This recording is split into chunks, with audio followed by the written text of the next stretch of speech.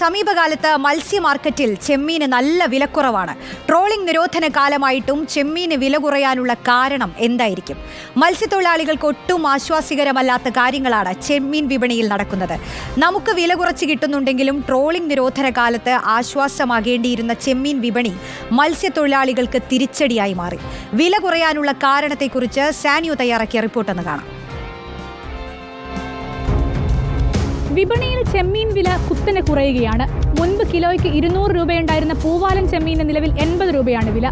കിലോയ്ക്ക് 190 രൂപയുണ്ടായിരുന്ന തെള്ളി ചെമ്മീന് 90 രൂപയാണ് ഇപ്പോൾ വില. വിപണിയിലെ ഈ വില കുറവിന് കാരണം എന്താണെന്ന് നോക്കാം.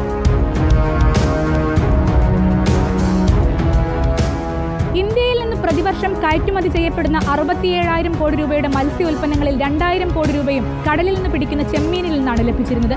കയറ്റുമതി കുറഞ്ഞതാണ് ചെമ്മീന്റെ പ്രതാപത്തെ ഇടിച്ചത്. അമേരിക്കയിൽ ഏറ്റവും ഡിമാൻഡുള്ള ഇനമായിരുന്നു ചെമ്മീൻ.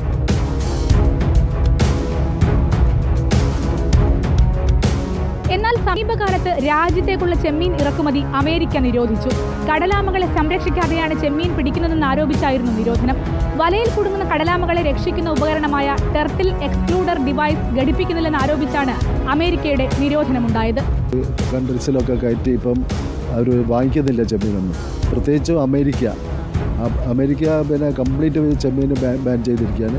അപ്പോൾ അതിനോട് തുടർന്ന് മറ്റുള്ള രാഷ്ട്രങ്ങളും ചെമ്മീൻ കയറ്റുമതി വളരെയധികം കുറഞ്ഞിരിക്കുകയാണ്.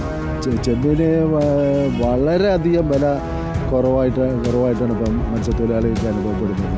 അപ്പോൾ നമ്മുടെ അടുത്ത് നിന്ന് ഇപ്പം വാങ്ങിച്ചാൽ തന്നെ നമ്മളിവിടുന്ന് കൊച്ചിയിലെ കമ്പനിയിലേക്കാണ് ഇതൊക്കെ കൊടുക്കുന്നത്.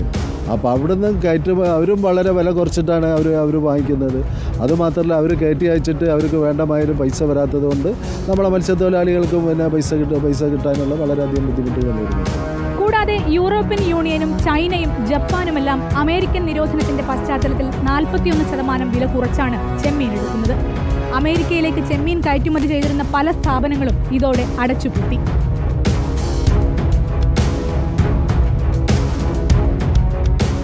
അതേസമയം ഇന്ത്യയിൽ ഭൂരിപക്ഷം ഇടങ്ങളിലും ട്രോളിംഗിന്റെ ഭാഗമായി കടലാമയെ പിടിക്കുന്നില്ലെന്നാണ് മത്സ്യത്തൊഴിലാളികൾ പറയുന്നത്. ഒറീസയിലടക്കം കടലാമയുടെ പ്രജനന കാലത്ത് ട്രോളിംഗ് നിരോധിക്കാറുണ്ട്. കേരളത്തിൽ ഒരിക്കൽ പോലും കടലാമകൾ വലയിൽ കുടുങ്ങിയിട്ടില്ലെന്നും മത്സ്യത്തൊഴിലാളികൾ പറയുന്നു.